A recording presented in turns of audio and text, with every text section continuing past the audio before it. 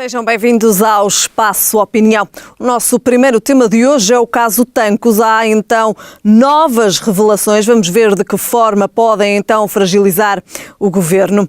Falamos de vacinação. PS e Bloco rejeitam vacinação obrigatória. Falamos do novo aeroporto do Montijo. Inquérito também sobre orientação sexual em escola do Porto gera mal-estar.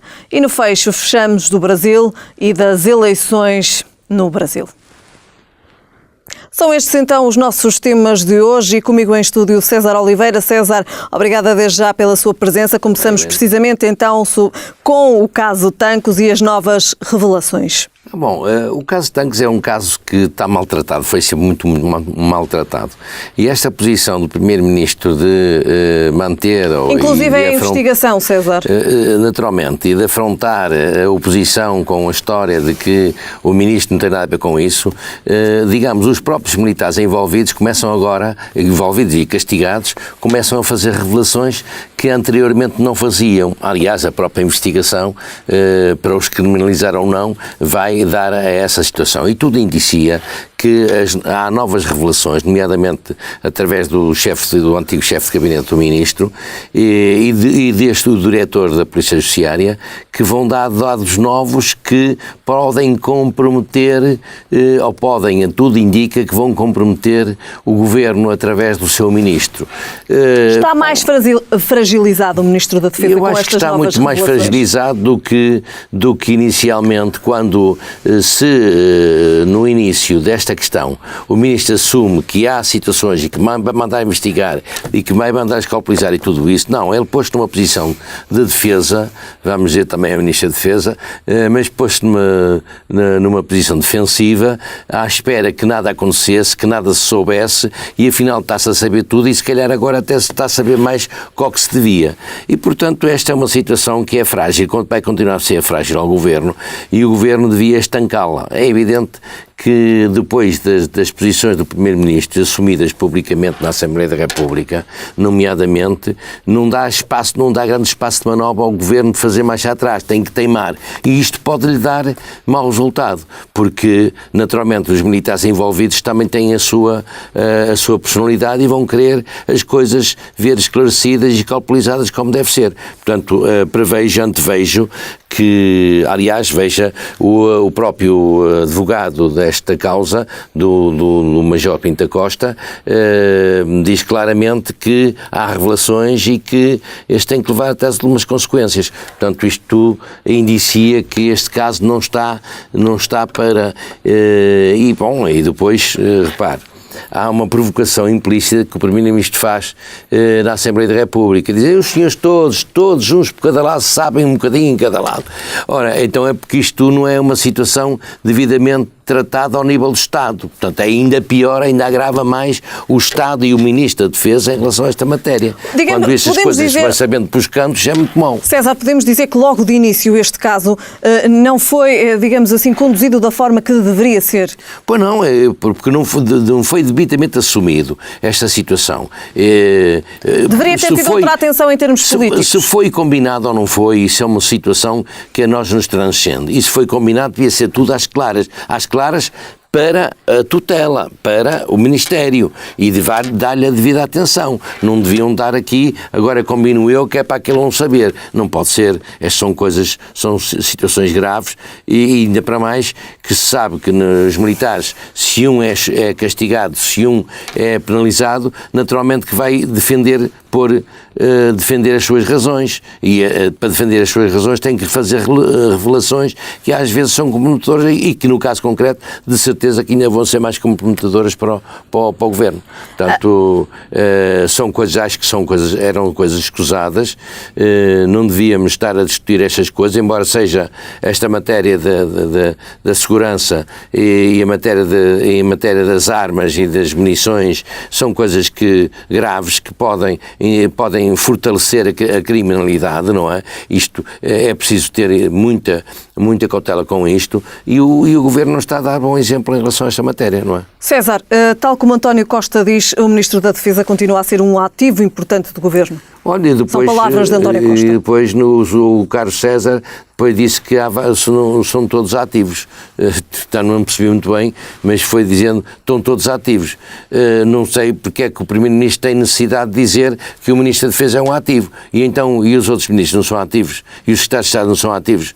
Portanto, António Costa está ali a querer fazer uma defesa que não me parece que seja a mais razoável. Portanto, isso não lhe vai dar bom resultado. O facto de ter vindo a público que realmente o Ministro da Defesa estaria a par das situações relacionadas com o caso Tancos, foi a situação, podemos dizer que foi a situação que mais se destaca do caso Tancos?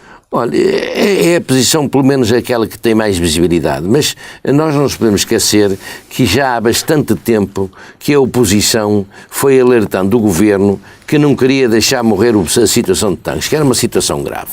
E o Governo dizia que não havia nada, não sei, que estava tudo bem tratado e não sei o quê.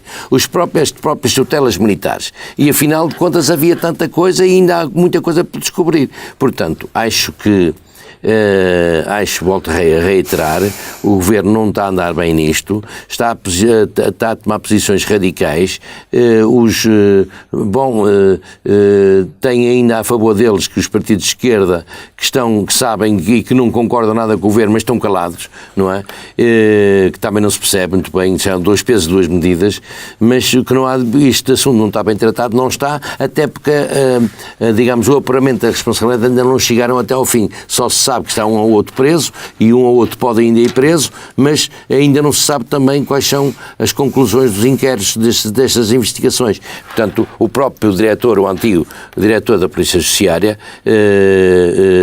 terá muitas revelações a fazer e terá naturalmente a apresentar as suas defesas. António Costa... Isto é uma situação para lavar ainda muito, não é? António Costa tem razão quando diz que a direita está a partidarizar as Forças Armadas. Não, eu acho que o problema é de António Costa, é que está a deixar que esta discussão seja uma discussão pública, quando isto não devia ser uma discussão pública, percebe? Devia tratar com o Parlamento, devia tratar com os partidos assuntos de Estado, aliás, há comissões para isso, deviam ser tratadas e não exteriorizar. E estas declarações, muitas vezes, do Governo em relação a esta matéria, ali com impulsos indevidos e escusados, é que levam a esta situação. Portanto, trazem para a praça pública. É evidente que os mídias aqui têm um papel sempre ainda inflamador, não é? Naturalmente. E percebe-se, eles querem vender notícias, querem também dar audiências para os seus jornais, para as suas televisões. Mas o Estado e as instituições de Estado é que têm de ter as devidas cautelas, não as exteriorizar para não as tornar públicas. Estas matérias não são boas que sejam tornadas públicas. Que sejam do conhecimento daquilo que são os poderes, nomeadamente a Assembleia da República, eu acho que sim. Mas não tanto na praça pública, que é uma coisa completamente diferente. É o que está em causa também. O que está em causa é o que está a acontecer. Muito bem. César, passamos então ao nosso próximo tema, depois então aqui de mais uma vez termos focado o caso Tancos no Espaço Opinião. Passamos para o próximo tema, falamos de vacinação. PS e Bloco rejeitam vacinação obrigatória. Olha, é que nós não percebemos algumas posições do Governo, sinceramente. Esta é uma delas, César, podemos dizer. Essa é outra, é isso que eu estou a referir. É que isso é outra. Eu não percebo como é que o PS toma esta dor, quando isto é uma situação que devia ser recorrente. As vacinações deviam ser obrigatórias no país. Não venham cá dizer porque as vacinações que devem ser só quando são necessárias e porque às vezes até as vacinações obrigatórias podem incorrer em outras gravidades e não sei o quê. Não me venham dizer com isso. As vacinações, desde sempre, é preciso, as nossas crianças, quando nascem, têm que ter as vacinações contra aquilo que são os males, as doenças que imperam no mundo. E, portanto, o Serviço Nacional de Saúde, no caso concreto, que nós temos em Portugal, devia obrigar à vacinação. Agora, dizer assim, estar contra a obrigação da vacinação, isto é que me parece estranho. E estar agora a fazer um braço de ferro aqui, que vai acontecer na Assembleia da República, com certeza absoluta, por causa desta matéria. O CDS tem puxado o assunto e já algumas vezes, não me parece bem, até porque a situação é tão simples. Quer dizer, esta vacinação da meningite, que é o que está a levantar esta celeuma, de facto, tem que ser obrigatória e gratuita. Quer dizer, não é só obrigatório, tem que ser obrigatório e gratuito. Faz parte daquilo que é um princípio elementar da saúde, percebe? Portanto, eu não percebo qual é a discussão ou qual é a dúvida sobre estas matérias, quer dizer. Pronto, até porque há um ano tivemos vamos ter aqui mais um sarampo, caso, César, o que sarampo, foi um exemplo daquilo que realmente vai falta. surgindo outros surtos, porquê? Porque não se obriga às vacinações e há uns que fazem, outros que não fazem, e os que não fazem apegam aos outros que têm, que fazem. Portanto, isto é sempre de pescadinho de rabo na boca. Se não há uma tabela, uma bitola para todos igual, depois acontecem este tipo de coisas, Helena. E eu não percebo porque é que se está a comprar uma guerra deste tipo, quando o país tem tanta coisa para tratar, e esta coisa é uma coisa elementar. É, de facto, ponto final, vacinação obrigatória e gratuita para as nossas crianças e para os adultos, naturalmente. Porquê hesitar em vacinar, César? Porquê tanta hesitação? Porque dizem que há propagação de doenças através da vacinação. E isto não está cientificamente provado. Não há estudos que refiram isso de uma forma objetiva. E como tal, mas para isso, repare, quando isso acontece, o corpo médico, digamos, a parte científica da medicina, tem que tratar disso antes que isso aconteça. Não é agora, porque acontece, então não vamos fazer vacinação, porque pode acontecer. Não! Se faz o estudo científico dessas matérias e depois vacina, só não se vacina em função dessa situação. Tem que ser, não pode ser de outra maneira. Penso eu. Mas, naturalmente, quem sou eu para pôr em causa? Só que eu acho é que estas matérias estarem tornadas discussões públicas e meter aqui política no meio e agora levar à Assembleia da República, provavelmente, para discutir e para votar ali braços de ferro, uns de um lado, outros do outro, quando é uma situação que deve ser nacional, me parece nada bem isso. E acho que o Governo não está a dar bem, o PS/Governo não está a dar bem, agora também não estar de acordo com a vacinação obrigatória. César, consequências desta discussão e também do facto da vacinação não ser obrigatória? Não vai haver grandes consequências, porque vai tudo levar a que a vacinação seja obrigatória. Que seja regulada e obrigatória. Não pode deixar de ser de outra maneira, porque senão pode estar em causa o perigo da doença pública. E o Estado é o primeiro responsável a tratá-lo, porque senão é responsável mesmo, não é? Portanto, eu acho que não vai lá dar alarme nenhum, com este caminho ou com estas regras, ou aqui ou acolá, as vacinações vão ser uma ferramenta que é obrigatória fazer para toda a gente. Isso já acontecia quando era menino, tinha que ir logo à vacinação que era obrigatória no braço e era não sei onde, e pronto, e a gente fazia essa vacinação. Isto tem que acontecer com regras diferentes, com a adaptação, digamos, aos momentos atuais e aos perigos atuais que existem no mundo, mas tem que ser, não é? Muito bem. César, passamos então ao nosso próximo tema. Falamos também agora do aeroporto do Montijo. Está a ser pensada a instalação de um radar para sinalizar a presença de aves no aeroporto complementar de Lisboa. Como é que podemos encarar primeiro a construção do aeroporto do Montijo e depois também esta intenção da colocação de um radar para sinalizar a presença de aves? O que é que isto significa, César? Sabe porquê, Helena? É porque verificaram agora, depois de terem decidido que, afinal de contas, o aeroporto tem que ir para o Montijo, já existe lá a área aérea 6 do Montijo, da Força Aérea. É evidente que estamos a tratar situações completamente diferentes, são voos mais esporádicos e aeronaves completamente diferentes, que as aves daquelas aeronaves arrumam-se rapidamente, porque elas são tão rápidas que as aves nem se assestam, nem se atrevem a insinuar-se. Mas é outra situação que não me parece nada correto. Primeiro decide-se, depois vai saber os problemas. Não, os impactos ambientais, os estudos de impacto ambiental deviam ser feitos antes da decisão. Está a decisão tomada e anda-se a fazer estudos de impacto ambiental. E veja-se, o próprio Ministro vai e ele ficou propriamente aterrado com a situação, que são milhares de aves prolifera naquelas áreas e que naturalmente que vêm já os técnicos da aeronáutica dizer claramente que aquilo pode ser muito perigoso para a aeronáutica civil.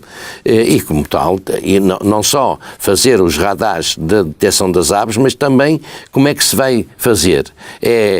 Deixa-se andar as aves lá na mesma ou cria-se um mecanismo para poder, ou então não se faz lá o aeroporto. Isto está tudo, neste momento, está tudo em discussão.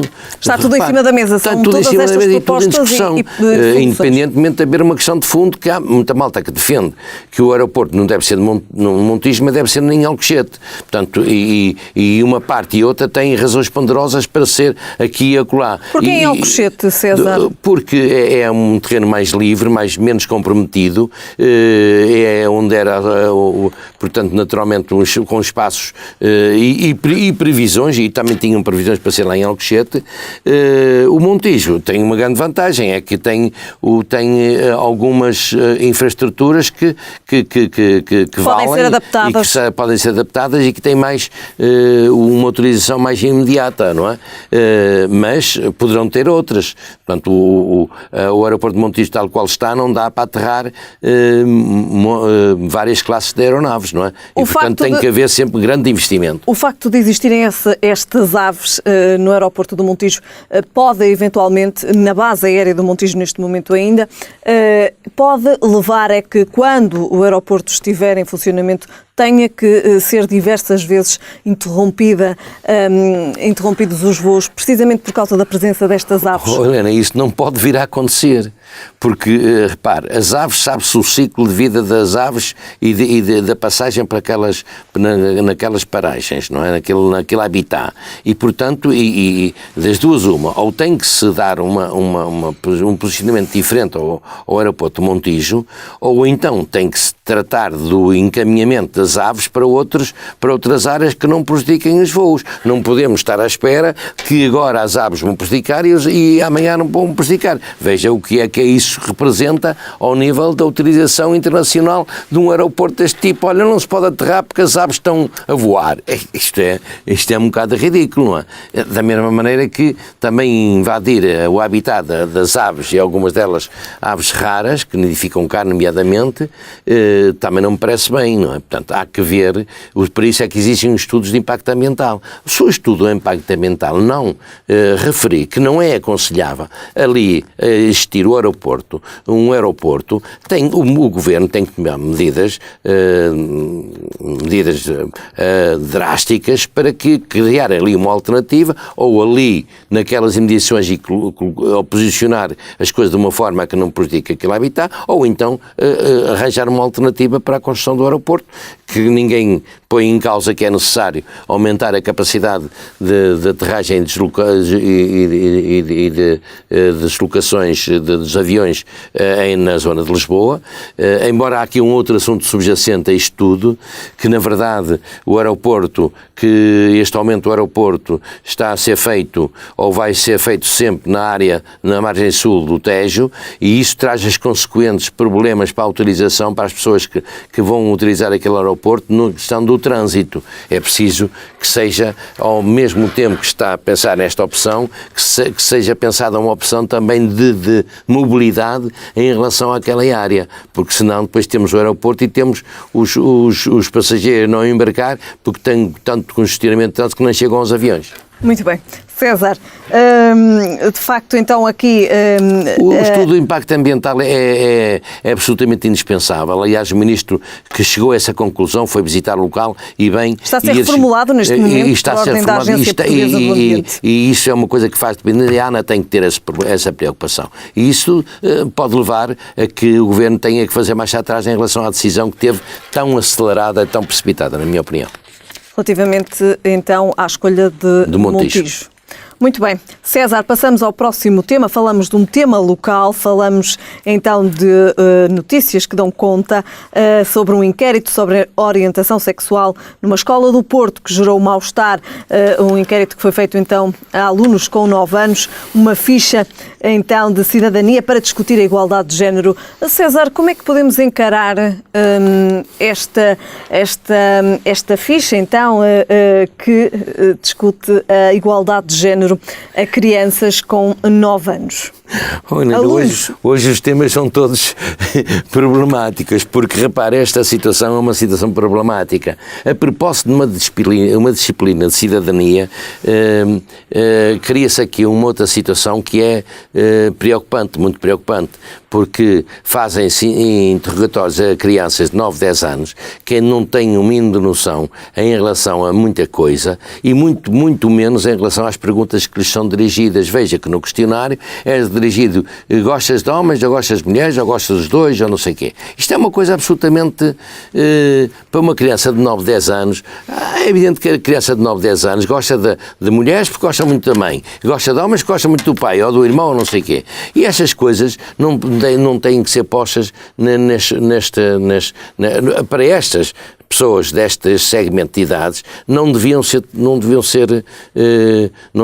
permitidas, percebe? Isto é a minha opinião. Portanto, acho que a propósito de uma disciplina de cidadania, que tem que discutir a abrangência de tudo que acontece ao cidadão, às igualdades de género, nomeadamente, que eu percebo, mas para estas crianças acho que é um bocadinho abuso, na minha opinião. É um bocadinho prematuro. São abuso. Questões que ainda são prematuras também. Eu digo abuso, Helena, abuso da comunidade escolar, na minha opinião. Como é que tem que ser visto este caso, César? E orientado também? Tem que ser visto antes que elas sejam implementadas, como este caso já foi implementado, e já é uma chega para uma discussão nacional e para uma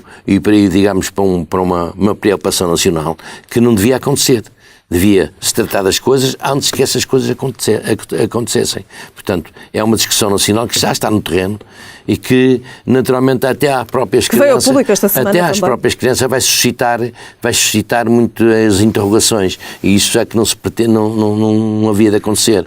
Então, isto deve entrar na educação das crianças de uma forma normal, quando as crianças tiverem alguma maturidade para compreender o alcance de algumas perguntas, de algumas interrogações que lhes são feitas.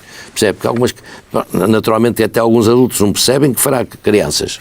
Portanto, acho que andou mal esta situação. César, passamos para o último tema, falamos de política internacional.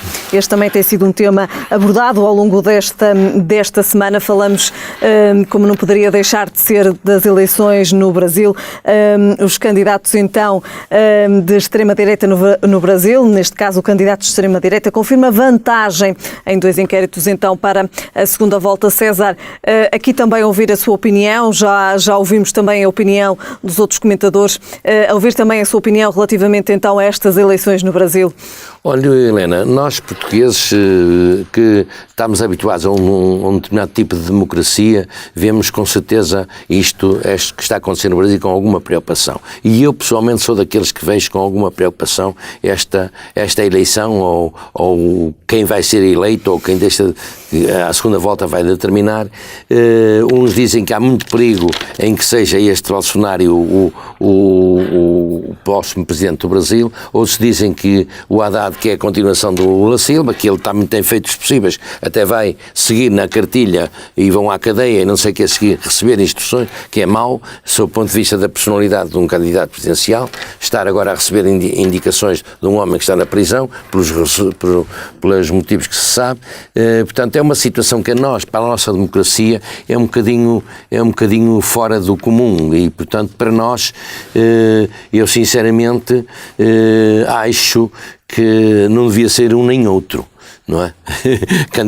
Não devia ser nenhum nem outro, devia ser o próximo presidente do Brasil. Mas como vai resultar de é preciso que agora o eleitorado e que este tempo que medeia a nova votação, que será em 28 de outubro, como sabem, que o povo e que os órgãos, que os canais e os partidos e a correlação de forças políticas ou partidárias no Brasil criem ou tentem criar, colher dos candidatos aquilo que são posicionamentos mais bem definidos em relação a algumas políticas que eram eleitoralistas e agora que não são eleitoralistas, já são objetivas. Portanto, um deles vai ser Presidente da República. E a pessoa que for, os brasileiros têm que ter a noção que não pode ser a continuidade da corrupção e o outro não pode ser o autoritarismo puro e simples